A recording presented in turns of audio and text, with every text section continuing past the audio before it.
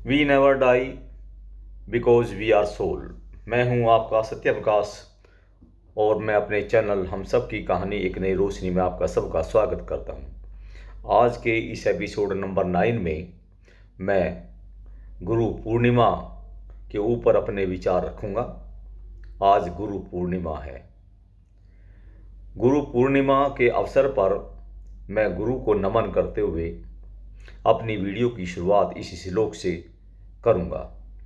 गुरु ब्रह्मा गुरुर्विष्णु गुरुर्देवो महेश्वर, गुरु साक्षात परब्रह्म तस्मै गुरुवे नमः।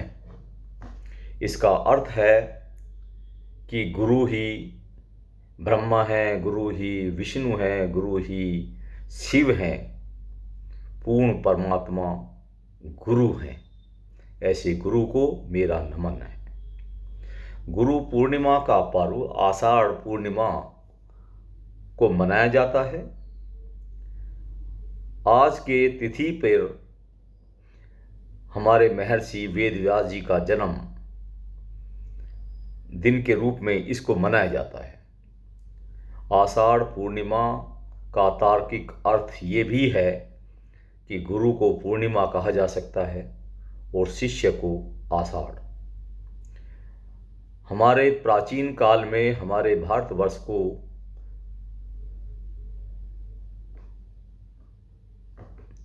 गुरु की भूमि, विश्व गुरु कहा जाता था। इसका कारण था कि पहले समय में सभी बच्चे, सभी युवा गुरुकुल में शिक्षा लेकर अपना और अपने विश्व का भला करते थे। गुरु गोविंद सिंह ने, गुरु नानक जी ने, कबीर ने, गुरु रामदास जी ने हमारे भारतीय इतिहास में ऐसे 4 चांद लगाए हैं जो पूरे विश्व में किसी ने नहीं लगाए। आज भी वे ध्रुव तारे की तरह चमकते हैं। इनमें गुरु रविदास का नाम सबसे ऊपर है, जिसको मीरा ने भी मान लिया था। गुरु, बच्चे का पहला गुरु उसकी माँ होती है। वो उसको जीने की कला सिखाती है। इसी प्रकार गुरु भी शिष्य को वह सब कुछ सिखाता है जो जीवन के लिए, उसके उद्देश्य के लिए आवश्यक है। गुरु जिस प्रकार से कच्चे दूध से घी बनाया जाता है और वो कभी खराब नहीं होता, ऐसे ही गुरु भी शिष्य को तपाकर घी के माफिक बना देता है, जो कभी खराब नहीं होता और औरों को भी फायदा पहुंचा करके आपको औरों को भी पुष्ट करता है। गुरु हमारी जिंदगी की नींव को मजबूत करके उसके जीवन को सफल बनाता है। गुरु हमें अंधेरे से रोशनी की तरफ ले जाता है। गुरु को पारस, चंदन, दीपक के नाम से संबोधित किया जाए तो कोई गलत न होगा। हमारे भारतीय इतिहास में अनेक गुरु हुए हैं जिन्होंने पूरे विश्व को रास्ता दिखाया है। अंग्रेजी काल में अंग्रेजों ने हमारे ही दर्शन को, हमारे ही लोगों के मन के अंदर भ्रामक बना दिया था। लेकिन इन्हीं गुरुओं ने, जिनमें नाम है एनी बेसेंट का, मदन मोहन मालवीय का, दयानंद सरस्वती का, विवेकानंद जी का, इन सब ने इस भ्रम को दूर करने में एक अहम रोल निभाया।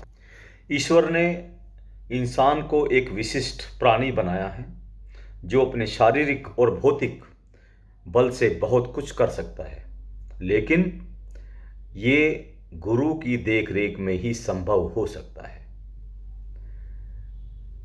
इंसान सत्य को अपनी अंतर्दृष्टि से पहचान सकता है, लेकिन इसको पहचानने के लिए, इस अंतर्दृष्टि को देने के लिए गुरु की आवश्यकता पड़ती है। जिस प्रकार सोने को घड़ने के लिए, उसे उपयोगी बनाने के लिए सुनार की आवश्यकता होती है, लोहे को उपयोगी बनाने के लिए लोहार की ज़रूरत होती है, कपड़े को उपयोगी बनाने के लिए दर्जी की ज़रूरत होती है, उसी प्रकार से हमें भी कुछ बनने के लिए, कुछ उपयोगी बनने के लिए गुरु की आवश्यकता होती। गुरु हमें ईश्वर का ज्ञान देते हैं। ईश्वर क्या है, परमात्मा क्या है, ये परम सत्ता क्या है, इसको ईश्वर नहीं बता सकता। वह परम सत्ता हमें आकर नहीं कह सकती। उसके बीच में एक माध्यम बनाया है जिसको गुरु कहते हैं। कबीरदास जी ने इसी विषय पर एक दोहा भी कहा है, जो आप सभी लोग जानते होंगे। गुरु गोविंद दऊ खड़े, काको लागे पाए, बलिहारी गुरु आपने गोविंद दियो बताए। कबीरदास जी ने गुरु की महिमा को बड़ा ऊंचा स्थान दिया है। आजकल गुरु दीक्षा लेने की होड़ मची हुई है। लोग ये नहीं समझ पाते कि ये गुरु क्या है। बस किसी ने कहा और गुरु दीक्षा ले ली। इसको परखने के लिए एक छोटा सा उपाय है। दीक्षा लेने के बाद अगर इंसान के व्यवहार में कोई अंतर न आए, उसके कार्यकलापों में कोई अंतर न आए, तो आप समझिए उस दीक्षा लेने का कोई फ़ायदा नहीं है और ना ही वो गुरु सही है। सच्चा गुरु हमारी ओवरऑल पर्सनैलिटी के बारे में हमें ज्ञान देता है। हमारे शरीर को ठीक रखने के लिए वो कहता है कि शरीर हमारा रथ है, इसे ठीक रखना चाहिए। मन को सुंदर बनाना चाहिए, उसको स्वस्थ रखना चाहिए, उसे शत्रु ना समझ के अपना मित्र समझना चाहिए। हमारी बुद्धि सही डायरेक्शन में होनी चाहिए, हमारे प्राण सही रहने चाहिए और हमारी आत्मा, उसका जो भोजन है परमात्मा, वो उसको मिलते रहना चाहिए।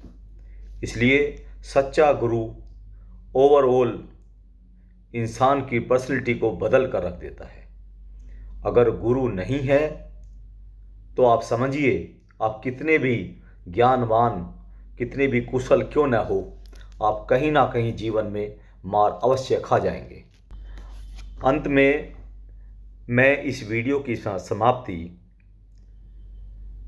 बहुत ही महत्वपूर्ण पंक्तियाँ जो कबीरदास जी ने लिखी हैं उनको पढ़कर मैं समाप्त करना चाहूँगा।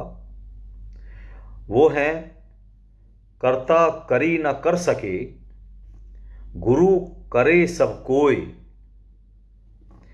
तीन लोक नौ खंड में, गुरु से बड़ा ना कोई। कबीरदास जी आगे लिखते हैं गुरु की महिमा में। अब देखिए उनके विचार किस ऊंचाई तक जाते हैं। धरती सब कागद करूं, कलम करूं बनराई, शाही सब समंदर करूं, तो भी शोभा लिखी न जाई। इसका अर्थ है कि अगर मैं पूरी धरती को कागज बना लूं, पूरे वनों को काटकर उसकी कलम बना लूं और पूरे समंदर के पानी को शाही बना लूं, तब भी गुरु की महिमा को अंकित नहीं किया जा सकता। अब देखिए, इतने बड़े खुद गुरु होने के नाते जो गुरु की इतनी बड़ी महिमा कहते हैं, तो कोई ना कोई बात जरूर होगी कि गुरु की इस जगत में, इस ब्रह्मांड में कितनी इम्पोर्टेंस है। अतः साथियों, आप भी हमेशा अपने मन में एक गुरु मानिए। अगर बाहर से कोई गुरु मिल जाए, सही गुरु मिल जाए, तो बहुत अच्छी बात है। अन्यथा आपके घर में ही आपके गुरु मौजूद हैं, वो है आपके माँ बाप। अगर पूरे जीवन आप उनको गुरु मानकर चलें, उनकी सीख पर चलें, तो मैं समझता हूँ आप जीवन में भटक नहीं सकते। कार्तिकेय गणेश जी की कंपटीशन में गणेश जी ने भी महादेव के चक्कर लगा लिए थे और कहा था कि मेरी सृष्टि यही है, यानी कि उन्होंने उन्हीं को अपना गुरु मान लिया था।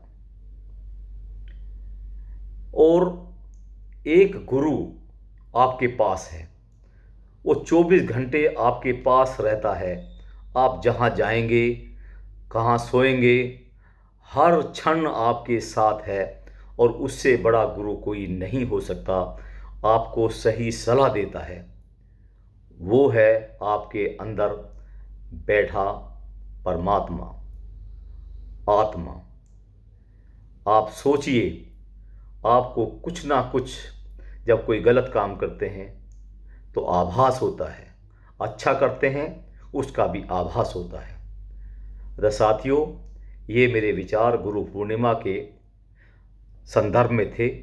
मुझे आशा है आप मेरे विचारों का लाभ उठाएंगे और अपने आने वाले जीवन में गुरु की महिमा को मानते हुए अपने जीवन को सफल बनाने के लिए कोई उचित गुरु चुनेंगे। वो गुरु उनमें से हो सकता है जो मैंने अभी आपको बताए हैं। धन्यवाद।